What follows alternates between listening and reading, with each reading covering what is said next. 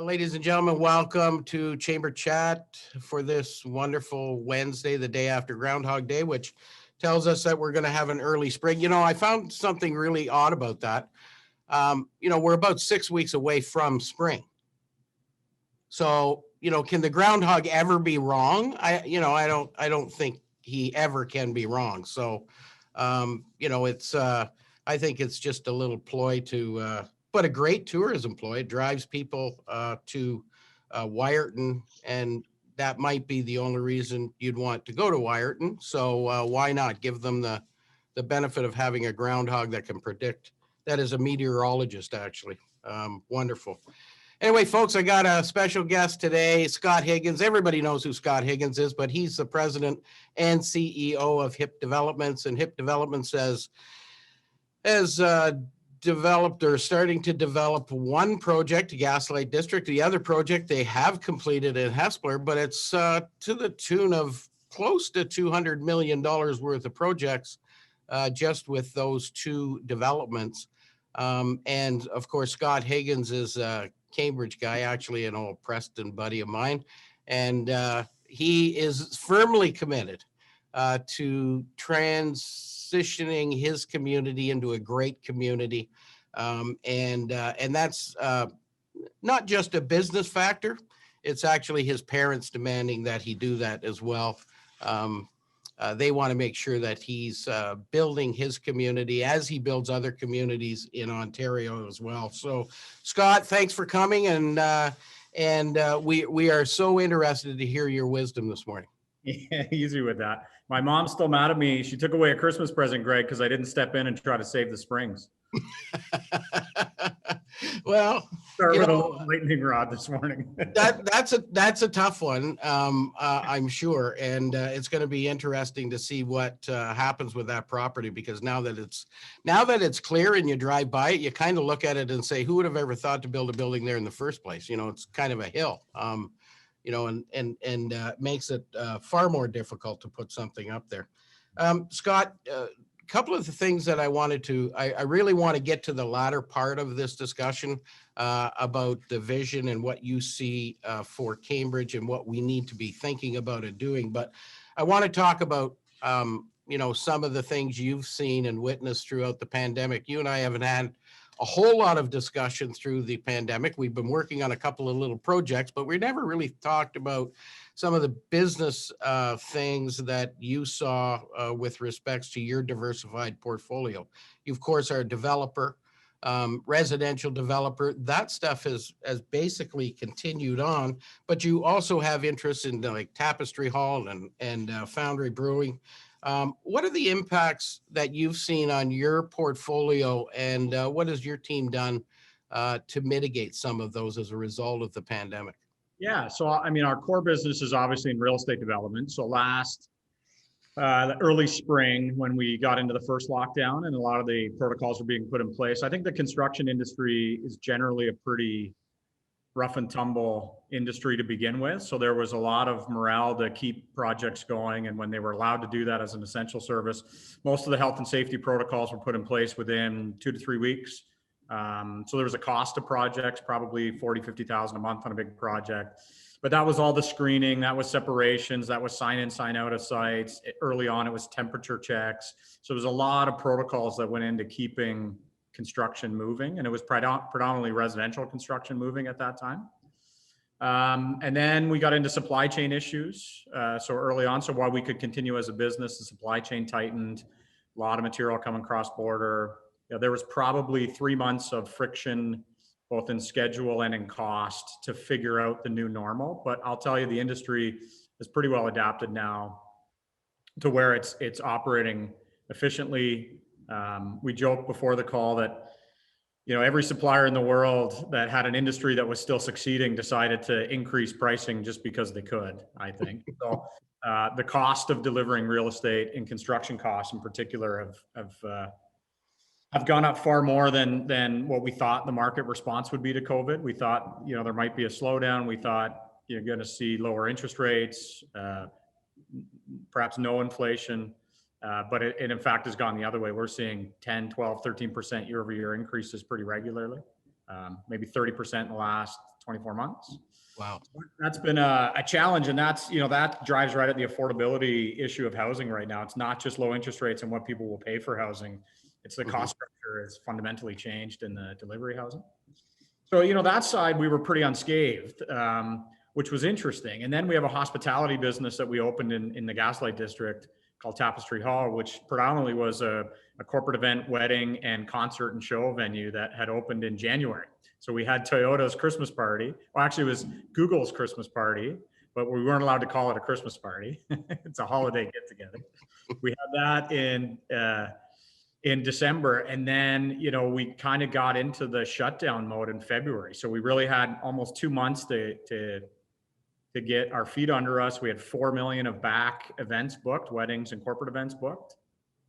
And so to watch that side, that was a staff of 40 at scale to 40, 45, shrink to about 6 very, very quickly, trying to keep people employed through government programs and queues and things like that. And so you got to see two sides. You had to see the real estate side kind of explode and continue to grow. And a quick story, we had a project in Kitchener called the Bright Building, and it was launching in early April. We were queuing. So it's a whole year of preparation to get to a condo launch. And we picked April as the right time to launch. And so we picked wrong. And so we pulled back that project and we didn't go to launch. But by May or June was when that psychology really started to change, right? It was, you locked everybody down and consumerism didn't want to stop. So people wanted something to invest in, they wanted something to buy. And we just felt this spike of activity. So we took that project out behind the scenes, no sales center, no retail marketing, no anything. And we did 80 million in revenue in 2 weeks, fully sold out the condo building in mid-June. So the real estate market is like on a bit of this island, and e-commerce and real estate seem to be sort of sitting on this island of where a lot of the activity is right now. So we're fortunate.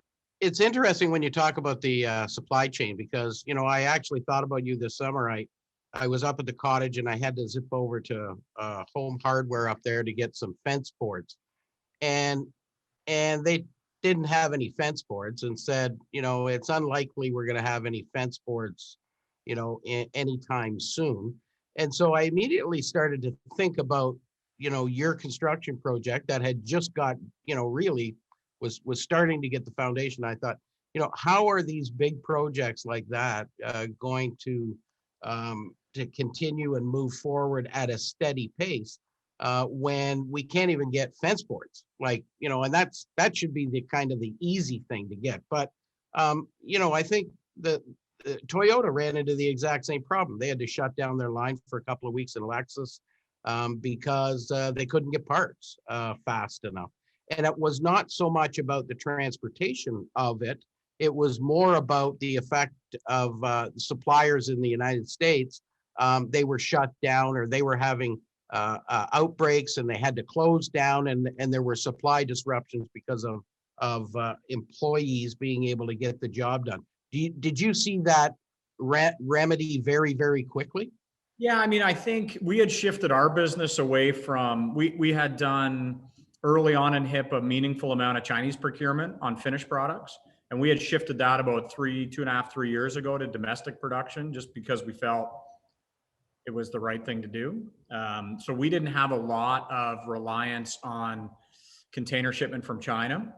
The US side, a lot of, we have local supply for concrete, right, and precast buildings, so that stays. We have local window fabrication, so that stays. So a lot of what goes into construction, outside of maybe mechanical systems and things, but even that comes fairly domestically now. So we have a pretty beefy supply chain nationally that can support Canadian construction projects. So we weren't as reliant on some of those challenges. But they were there. Like I said, it was probably 4 months to get the supply chain back functioning properly, and those were just delays in projects. Yeah. I think the transportation industry moved very, very quickly to put protocols in place to try and keep people safe, but also to keep product moving. I know you're doing what you can as well. You championed Hey Local, a little project online portal for small businesses to get connected. What's interesting about Hey Local is it's geosync. So People traveling through the area, if they go on to Hey Local, and they're looking for a burger, it'll identify a local place that they can pick that up, which is really good certainly from a tourism perspective. But I know my days have gone from the normal standard 10-12 hour days. Last March they kind of extended out to about 16 hours on average. It seems that most federal and provincial ministers want to have conversations in the evening or on Saturdays or weekends. So it took a toll on my workload for sure. But in spite of this effort by so many, things are worrisome. If we don't get back to some sense of normalcy from a business perspective, there'll be lots of carnage left behind. What more do you think we can do? Those of us who are maybe still working and still doing the things that we are doing, what more can we do to keep business going? Because we just, the reality of it is we just need a few more months.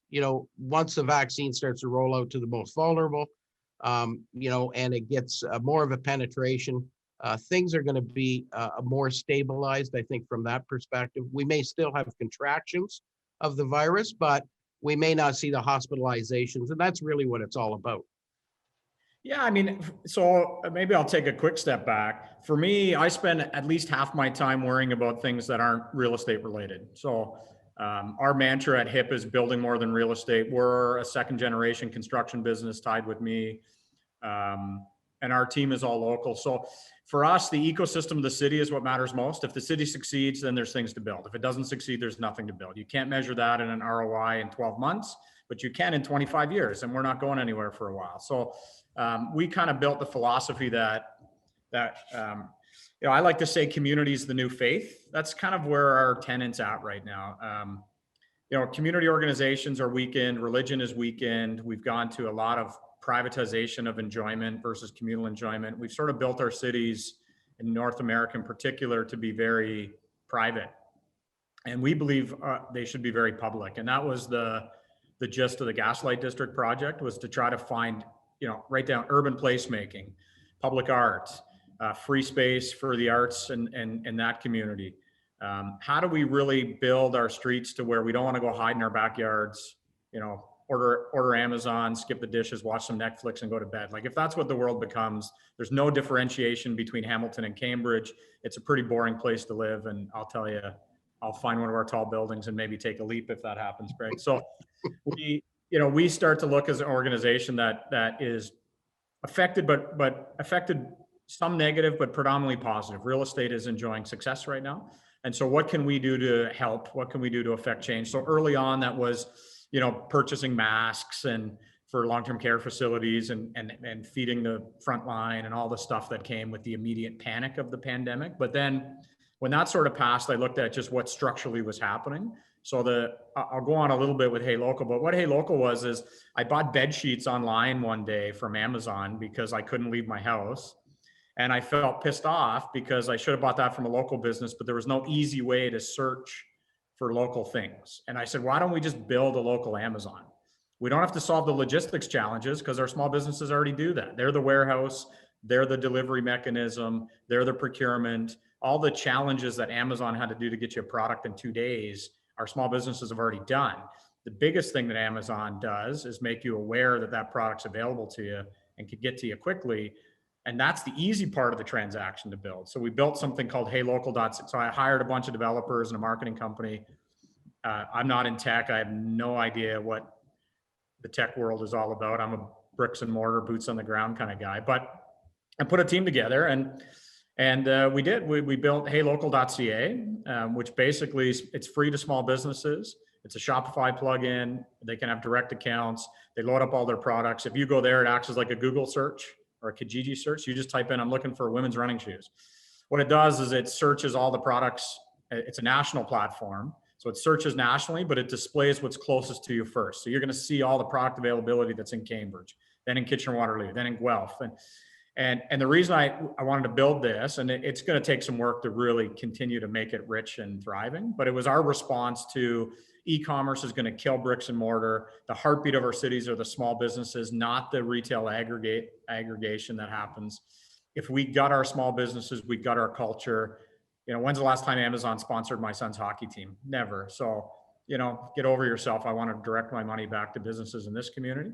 But the consumers were just missing a tool, right? So we needed to build a convenience tool that made it just as easy to go on Amazon as it is to go on something else. So that was one thing we're trying to get going.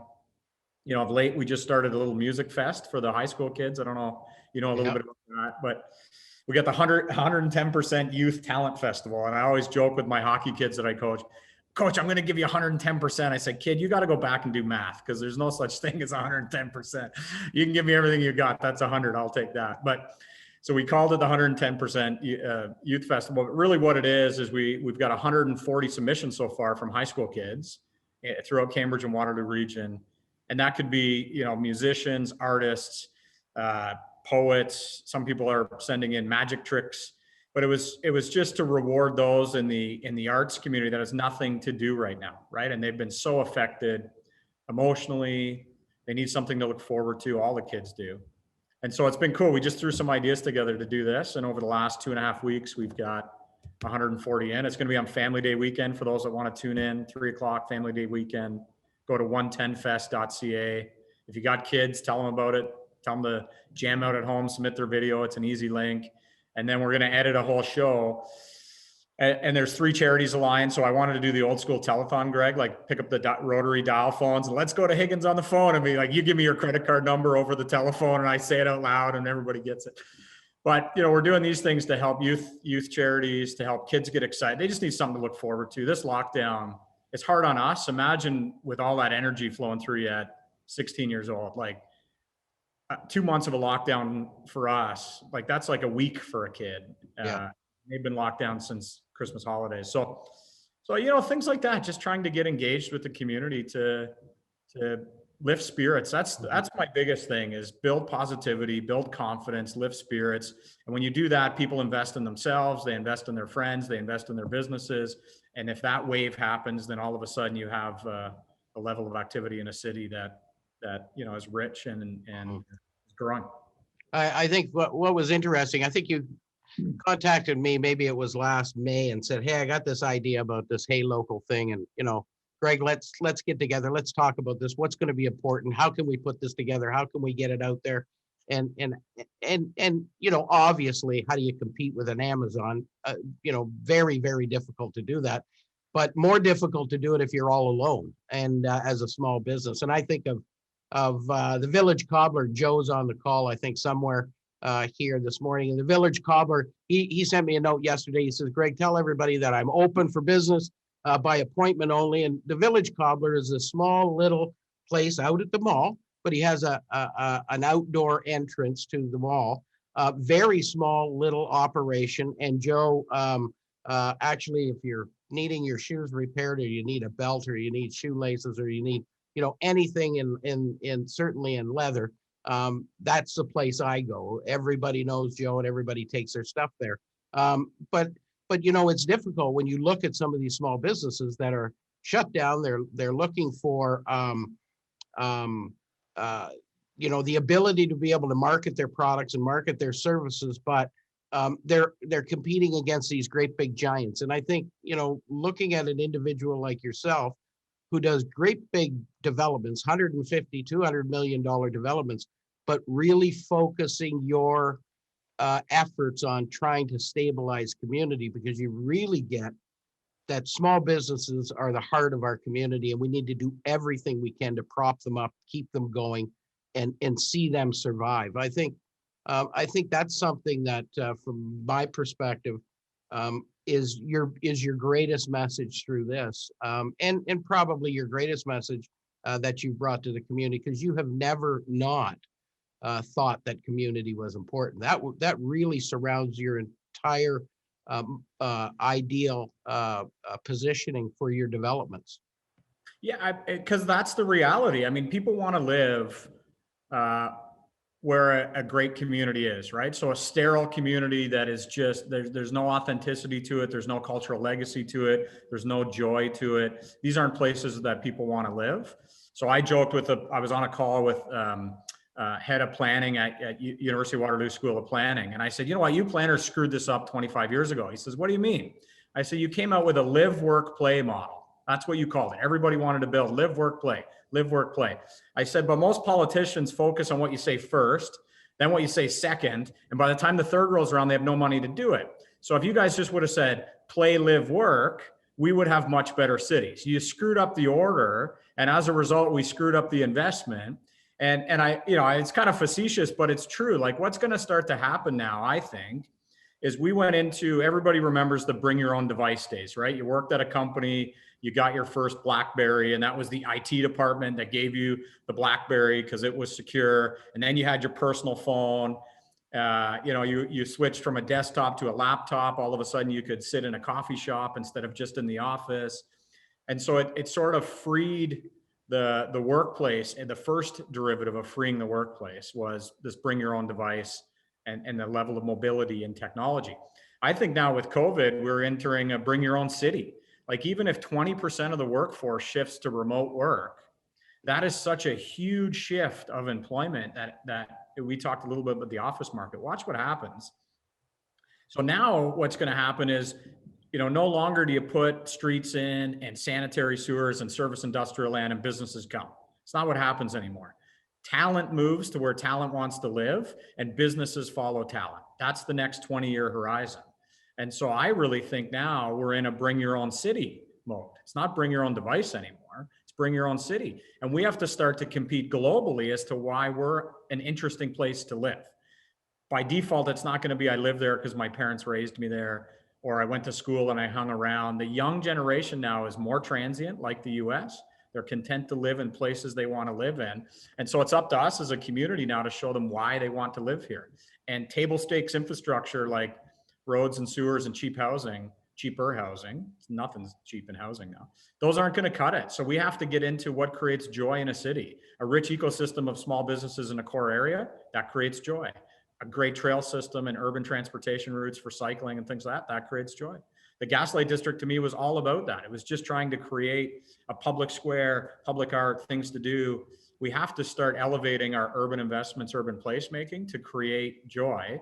When we do that, people want to be a part of that. When they're a part of that, they meet strangers, they introduce themselves to small businesses, and they want to live there. And so I'm rattling the cage everywhere I can to say the next frontier of economic development is probably not lower taxes and serviced industrial land. It's probably how fun is your city?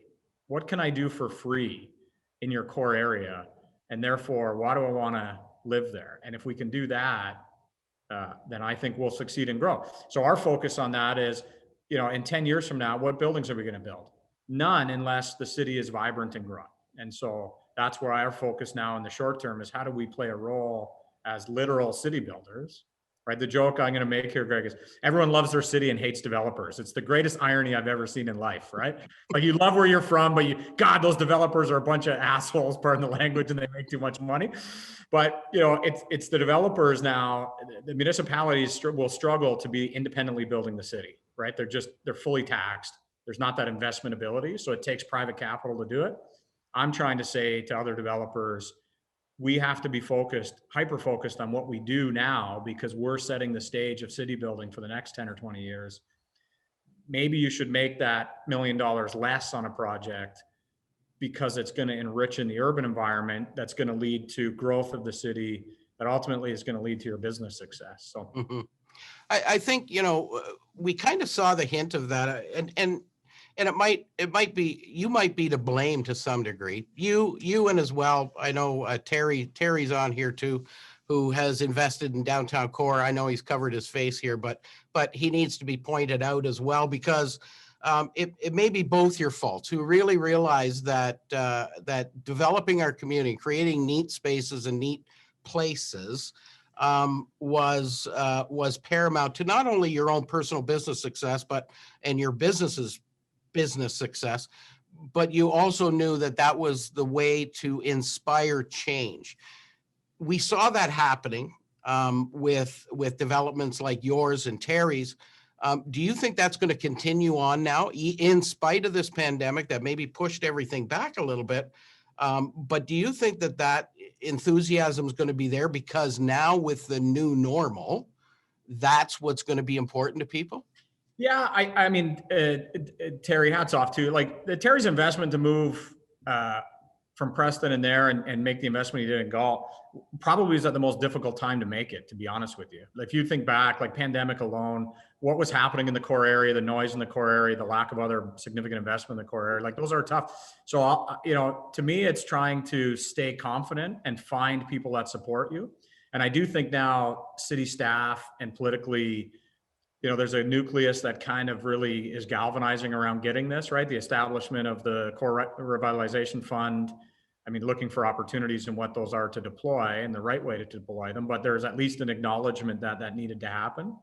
The first movers, though, catch a lot of flack. And Terry, you did, and we did on our project. I mean, if you're not personally committed to the city, you leave as a business decision, because there was such a wave of I don't know, just hardship to get that stuff to happen, right? In our case, we spent 4 or 5 years kind of grinding through, but what I hope the legacy of that is if leaders stay committed to doing it, then it becomes easier, and then others stay committed to doing it, and eventually you get a groundswell. But sometimes it's like the guy at a concert that's dancing all alone with his shirt off, and you kind of think he's nuts until the second or third or fourth person starts dancing with him. And then eventually everyone's dancing with him and you're the one that's nuts because you're still sitting on the hill with your shirt on. It's that tipping point, right? And I think, Terry and me and a bunch of others, frankly, have tried our best to keep dancing long enough in hopes that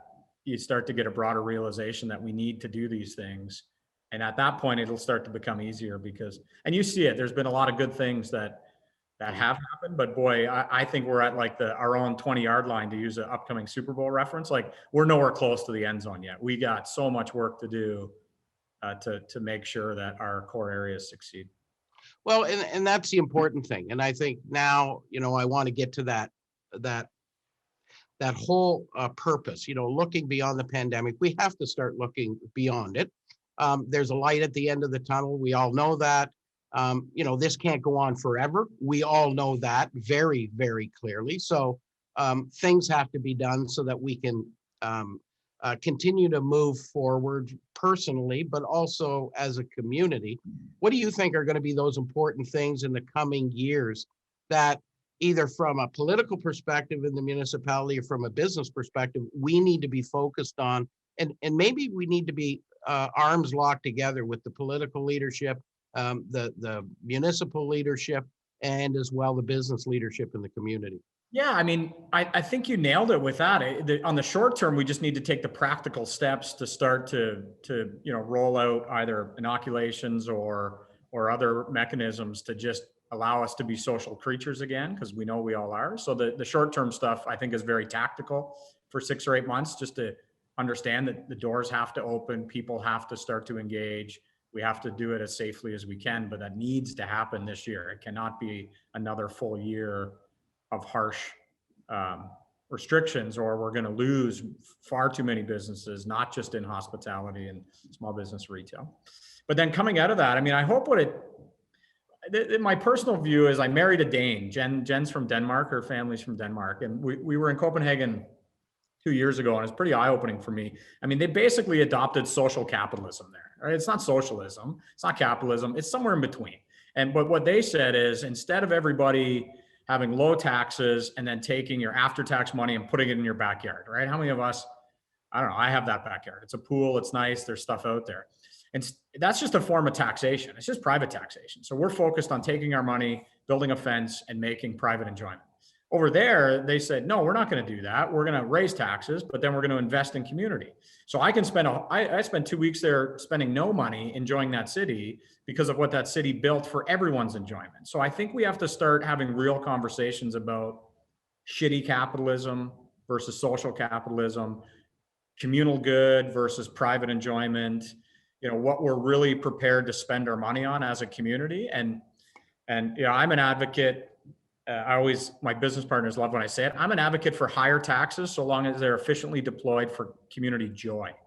if we could just convince ourselves that we can have just as much fun in a public space meeting a stranger as we can isolated in our backyard with just the same 4 people we invite over all the time, then boy, we could be onto something. And I think that you're going to start to at least see the chords of that develop, Craig, through a COVID response, because it's been, if it was 3 months, it would just have been a shock and we get back to normal at some point, right? But it hasn't been 3 months, and it's not going to be just another month or two. So I'm hoping what comes of this is some semblance of community. But the flip side of that is the social media stuff still tries to tear us apart, right? Like I deleted my Facebook and Instagram accounts because I am so done having the algorithm show me what my biases already are. I just wish more people would do that. We have to start talking to strangers. We have to start rubbing shoulders in public realm. We have to start making community investments for community good. When we do that, we're all going to feel more connected. We're going to deal with mental health in a much better way. And the byproduct of that is we're going to have amazing cities that people are going to want to move their businesses to. They're going to want to move to with their kids. They're going to want to go to school here. It's going to take a decade or more of work, but that's, for me, the long-term hope is at least we put that conversation on the table now as a community. We don't just stick our head in the hole and say we didn't learn anything from this disaster. We are going to learn something. And maybe the linkages of front porches and churches versus backyards and Netflix, we start to understand what we're really doing to ourselves and why are we doing that to ourselves, right? Yeah, I think you brought up a really interesting point. If it had and I think that's where we were last March. If you remember, the premier came out at around, I think March the 20th and said, that's it, we're going into lockdown for 14 days.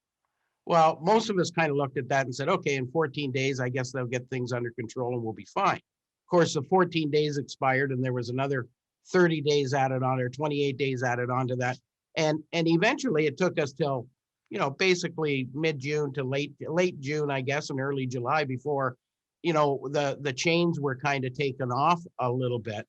And I think if that had been it, we probably wouldn't have learned a whole lot from it.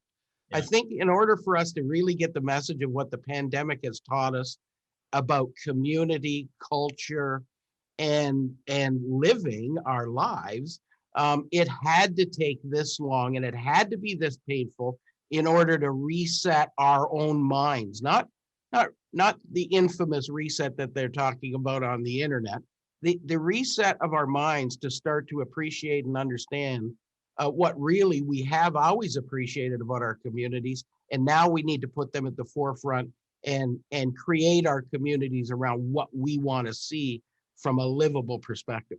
Yeah, no, I agree. And I think that duration also taught me is more change can happen on a local level than will ever happen at a federal level, right? So the power to implement, I really think the core leadership now, I saw the mayor on the call today. The mayor is more important than the prime minister. I believe that now in every city, because that's where real change is going to happen. And we need to change funding mechanisms to have more flexibility as a municipality. But the whole notion that a municipality is just the delivery arm of federal and provincial policy and funding is now bullshit. That doesn't happen. Mm-hmm. And so we need to start to have a discussion on how do we build local influence with proper funding much better, because that's where those practical things can come together. But we'll see, Greg. It's so easy though through technology to default the minute the veil comes off on COVID. Like how much of this richness stays and how much of it just dissipates over the course of a couple of months of a free open market. Like I don't know, unless we really start to have the debate around it, whether we really start to like publicly talk about things or find initiatives that we want to get behind, then it's all pretty soft conversation. And my fear with that is that, we default to kind of our old mindset. And, yep. I think, a couple of years ago, I asked my board, we were doing a strategic planning session, and I can remember asking the board to ponder something for a couple of weeks and then come back to me and give me the answer. And it was based on the Chamber of Commerce, why do we exist? And, you could have for 3 or 4 minutes, you could have heard a pin drop in the room, because all of a sudden they started, why do we exist? And I think from my perspective, there was, by the way, a couple of weeks later, there still wasn't a really good answer to that question. But I can tell you that the answer has come now. We understand clearly why we exist. And we understand now clearly from an organization what we have to look to transition our organization to be more effective for businesses in our community. We clearly get that now. That was our lesson learned out of this. And I think a lot of businesses are looking at that as well, knowing that the future is going to be different, but now trying to grapple with what difference is that going to be to my particular business, and how am I going to make sure this business transitions in that direction so that I can continue to operate. Yeah, I mean, I'm glad that you went through that exercise, right? Because my answer would be you're there to harness the energy of the business community for communal good and ensure that governments don't screw things up for them. But Yep. but it's really trying to like galvanize the energy of that community. And it's so important now. And I'll tell you why. Like historically, we would have these massive employers that were predominantly family-run businesses that really gave things to the community. If we needed a new theater back then, oftentimes that was very little government support into that, right? And school architecture is probably the last time that really harnessed together. But you looked at these things, and these were big industries that recognized that their success was derived from the people in the community. And so at some point, they gave back to the community. As we went to multinational globalization, corporate ownership, there's not the same vested interest. And that's not to diminish Toyota doing great things for the community, but there's not the same vested interest in the community oftentimes, or at least not with every global organization. And so it's really the knitting together of now the medium and small businesses that need to become the community heartbeat. And to me, I hope that starts to happen, because we always invest in the community just as much or more than governments ever could, because we lived here. We raised our kids here. We wanted them to be vibrant communities. And I think, I'm not an anti-globalization and anti-trade guy by any means, but there's a lot of dangerous stuff that happened with that too, because it made us just focus on our own domains. That could be our cul-de-sac instead of our community. Worse yet, it could just be your house instead of even your cul-de-sac. And then what keeps us together and what drives the bus? The bus isn't going to get driven by how much city council can increase the budget and do themselves. It's just not going to move the needle that much. So. Yeah, I think you're right. I think what it's told us is we're all players in our community, and our community of businesses and our community of people are the thing we need to focus on going forward. I have long said, think about the amount of taxes that each of us pays every year. And, about 4.5% of the taxes that a household pays, and 4.5% of what a business pays is property tax. And property tax has the most impact on that business or that person's individual day every single day. It cleans our streets in the wintertime. It makes our community beautiful. It gives us the natural amenities we have in our community and the physical amenities we have in our community. And, we get that for 4.5% of the tax load that we pay on an annual basis. So it kind of makes you wonder what the rest of the tax is being used for. But I'm sure it's going to good use predominantly. But let's make sure that we prop up our local community, because that's where we live, eat, sleep, breathe, and raise our families every single day. And I think it's important. Yeah. In a couple of years, Scott, you and I are going to sit in the Gaslight District in the courtyard area. And we're going to sit down and have a latte, or probably a beer. Actually, I would probably say it's going to be a beer. Yeah. And I'm going to ask you a question. What is the most important thing you've learned as an entrepreneur from the pandemic? And while we're not there yet, 2 years from now, I'll still ask that same question then. But what do you think your answer is going to be in a couple of years? From an entrepreneur's perspective, what is the biggest lesson you've learned? Yeah, I think personally is just, I'm reiterating it a lot today, but the importance of community. None of us have a business without the community. None of us do. There's no businesses without the community. So to me, I think the biggest thing it's taught me is the short-term outcomes are important because they drive the needed profitability to pay staff and to do things. Um, but in every business plan, there needs to be baked in a long-term investment strategy in the community, as little as you can afford or as much as you can afford. For me, I don't think you could run a business in a community without trying to reinvest in that community. And I mean, I joke with you, let's be honest. What am I going to do on Tuesday nights and Sunday afternoons again? Go down to Preston Autumn and play hockey with my buddies. Like, how much money do you really need in this world? There's a barbecue works just the same as the other one in your backyard. So at the end of the day, I'm going to start to redirect both corporately and personally energy and funding, because I can do both. But if you can just do energy, do energy. I think we need to do that. I think we need to rebuild the fundamental pillars of what community means. And I go back to saying community is the new faith. We need faith. Faith doesn't have to be religion. Faith has to be something that aspires and something that motivates and something that builds communal good. We need more faith right now, and we need to have that in each other. And we need to see that strangers are fun, not bad. Businesses succeed the more people that are engaged with them.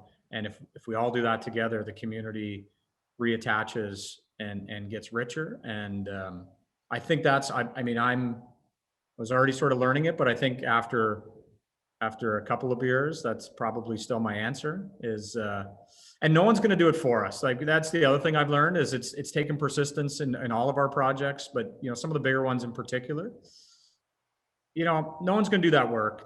You got to just keep going and get that work done, because if you don't, everyone's going to have the same friction point. Like, bureaucracy is challenging. Government is challenging. Money is hard to come by. But if you just accept those barriers early on in your vision or your belief of what you're doing, you'll never do what you're doing. So, a little bit of persistence, a little bit of confidence, a little bit of luck, and a whole lot of friends helping you out. You can actually get done things that you never thought you'd be able to achieve. So. It was really interesting. A few years ago now, I was at a chamber executive meeting in Omaha, Nebraska, and I walked out of the chamber office there, and right across the street was this great big building that looked like massive building. In fact, it took up a whole city block, and but it looked like it was starting. Some of the windows were popped out of it. It looks like they were tearing it down. So I said to the to my counterpart there from the Omaha chamber, I said, what's that building? What's happening there? And he said, well, that's the dead center of our community. And he said, we're tearing that building down. That's our library. And we're creating a park there. And we're going to build underground parking underneath the park for the small businesses in downtown, because people are complaining about parking, but they're also complaining about the fact that there's no green space. And I said, well, that's kind of a neat project. I said, what about the library though? Like, this was a pretty massive library. He said, a year or so ago, we finished the construction of our new $127 million digital library just down the road. And I said, wow, at that particular time, maybe it was more than a few years ago, we were just going through the process of getting our digital library, our idea exchange built. And I said, man, ours is like a 12 or $14 million digital library. How did you ever get $127 million digital library by the electorate? He said to me, he looked at me kind of surprised and said, really? Because our local politicians would not have been elected if they didn't approve building the $127 million digital library.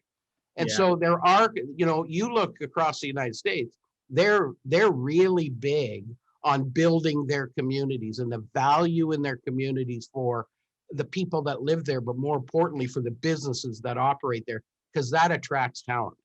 Yeah, and the U.S. is not for lack of confidence, right? Bold ideas, and that's what runs the U.S.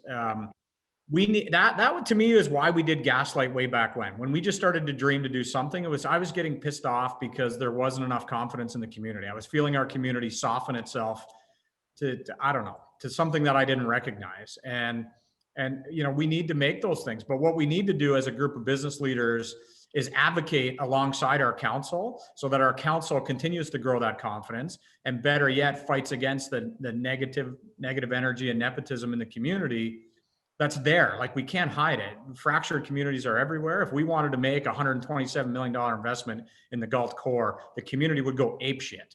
It's our job to go apeshit back to start to retrain the community confidence that things are needed. And it's not misuse of funds. And there are economic ways to pay for things and achieve things that don't put a more direct burden on your back.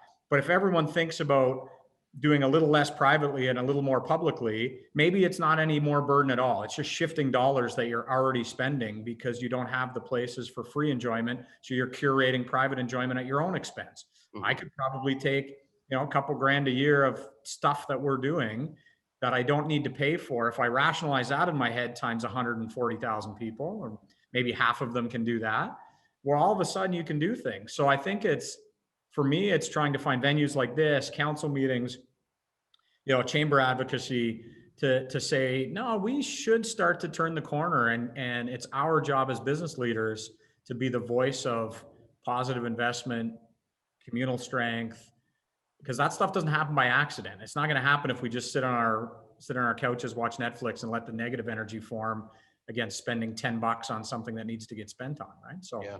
But it's not going to be easy because we're fairly conservative community. Southern Ontario, fairly conservative to begin with. I'm a conservative, so don't get mad that I say that. But there needs to be those investments because they're economic development drivers as well, just as you mentioned, right? Like, the businesses and the people want to do that because it's good for their city, but it's good for their city because it brings more people, brings more commerce, and those things ultimately support growing businesses. So you can't save yourself into a growing business, I guess, right? Yeah.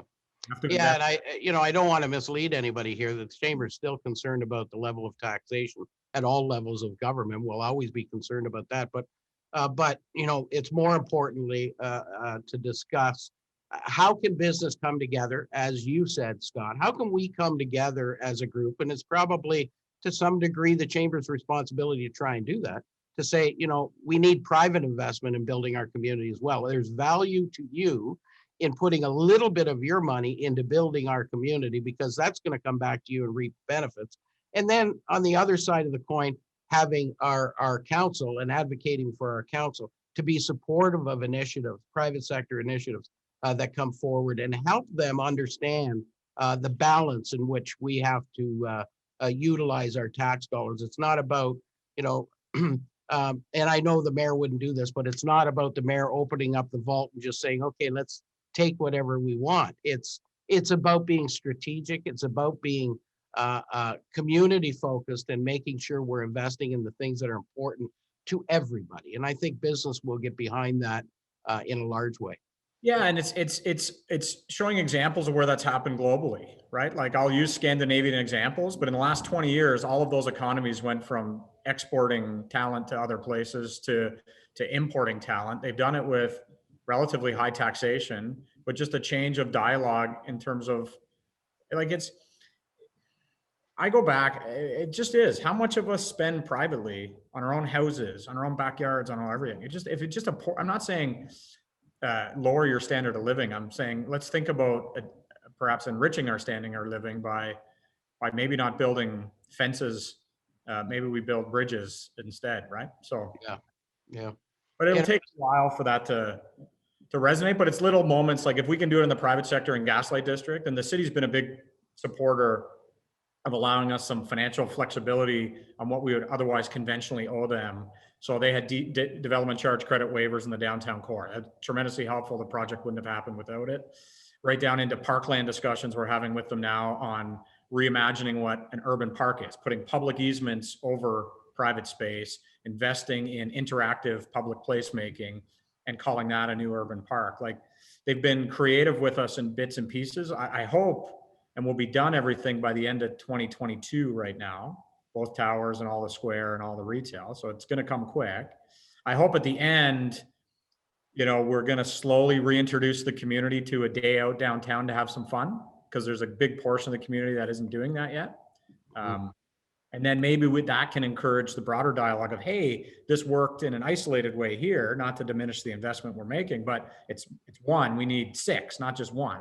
Gaslight District's not going to save anything downtown on its own. You got to have a lot more people and a lot more things for it to have an impact. but it might show that it worked. And if we can show that it worked, it might breed confidence to say, and now we can do more. And the combination of those things might start to set the stage that we're comfortable making those types of investments in our core areas. Yeah, interesting discussion. It's always an interesting discussion with you, Scott. You always, I sometimes when I see you at the golf club on Wednesday afternoons, I worry a little bit if you have that kind of exuberant look on your face when you see me. I'm worried that you got another project or another idea to come forward. But in reality, I look forward to those projects coming forward, and I look forward to, to working with you and the rest of the business community. Come to really band together, and not band together to say, we need to be increasing taxes and doing all of these things, but banding together to say, how do we strategically sit down and see where the value is in investing in our community, and how do we work with council to make that happen? And I know, and that council for the most part are very open to sitting down and saying, yeah, how can we make our community a better place? And that, I think, is in essence what everybody that lives here wants, regardless of whether you're on the, one side of the ledger or the other side of the ledger from your activity. We all want a better place to live. We all want a community that affords us the opportunity to do new things and fun things. And so what we need to do is harness our energy together and say, how do we battle through that? And how do we inspire the private investment that's going to help the community build itself better? Yeah, and how do we do it without contributing it to government so we control the destiny of that outcome, right? Like, I think business owners will gravitate towards harnessed energy and investment to then control their own destiny in that process. So maybe it's not a higher tax model that runs through government. Maybe it's private contribution, right? And it doesn't have to be 127 million or even 5 million. Like, you put 300,000 into something in urban placemaking in one of the three cores or in other areas. Just watch what that does. Like, you put even 100,000 in a place or 50,000. Like, it doesn't need to be this, oh my God, how do we tackle this? We tackle it by just doing these little things that incrementally start to stitch together. And, so maybe there's ideas that form around, I own a business in this location, and then there's always this kind of empty lot here. There's this streetscape here. And to me, that urban placemaking strategy is the economic development strategy of the future. I fundamentally believe that, because people want to go where it's fun to live. Yeah. And then employers want to go where creative, smart people are. And so the trick now, I think, is I'm not saying don't try to do the strategies to attract the businesses. We still need to do those. But more importantly, I mean, it was the transition. I used BlackBerry to Apple, and I know we got to wrap up, but you know why BlackBerry lost and Apple won? It was because BlackBerry went to your tech department, bought 300 black phones, told you they were the best security, and gave them to you. And then the consumer said, you know what, I'm having more fun with these retail apps and different types of things. This is a more fun phone. Eventually that crumbled to the point where corporate enterprise just said, I don't care about security. It's probably safe enough. Use your Apple. Go ahead and bring your own personal device. The same thing is happening with talent right now. Talent's just saying, I don't care that much. I'm going to go live where I want to live because there's a culture there that I identify with. Businesses are just going to fall around. Amazon is taking a ton of space in New York and Toronto, two of the highest rent office markets in the world, only to get to where people want to live. If we create Cambridge as a place where now it's our young people, we know it's great to raise a family, and we know it's great to be part of a family that's being raised. We have a missing middle. Ours isn't 6-story housing. It's 20 to 35-year-olds. That's our missing middle, because we export them all to go to colleges and universities outside of our community primarily. But they'll stick around if it's fun. We just need to make it more fun. And if we can do that, businesses are going to want to take up the office building in downtown or establish their operations here, because they know that there's talent here to grow their business. Somebody had a question as to where you are. You're at the Gaslight District right now, correct? Yeah, we're on the third floor of Building C, we call it, but this is the Gaslight District. So we've converted 2 floors to office space now already as part of this. So we're moving our office in. We should be in by April. We hope by Easter, and we hope we can get the team back together and not just remote. But yeah, this is the Gaslight District. Awesome. And is that's going to be your head office for the time being, for sure? Yeah, I mean, we're going to move our head office to the Gaslight District in April from Waterloo, and then we'll have a bunch of other office space for people to start to move into as well. That's awesome. I took all of your time asking the questions. I hope everybody liked your comments, but how could people get a hold of you if they have a question they want to ask you or something or some information they want to give you? Yeah, so nice and easy. It's just scott@hipdevelopments.com. So scott@hipdevelopments.com. Flip me an email, and I'll be happy to get in touch with you. Well, as things progress, folks, we're going to be talking more and more and more about community building and what are the needs going to be and how this whole thing has changed our outlook on what the new normal is going to be. We know that it's going to be different. We know that we're going to change. We know that we've already adopted some technologies that are going to change our businesses forever and ever and ever. And that's a good thing because change is always good. So, look for the next conversation with Scott Higgins because Scott's always got some crazy ideas, but we love every single one of them and certainly can't wait to sit on that uh, uh, courtyard area with you and have a couple of beers from the Foundry Brewery. I'm looking forward to it, buddy. Thanks Okay. for having me on today. Appreciate it.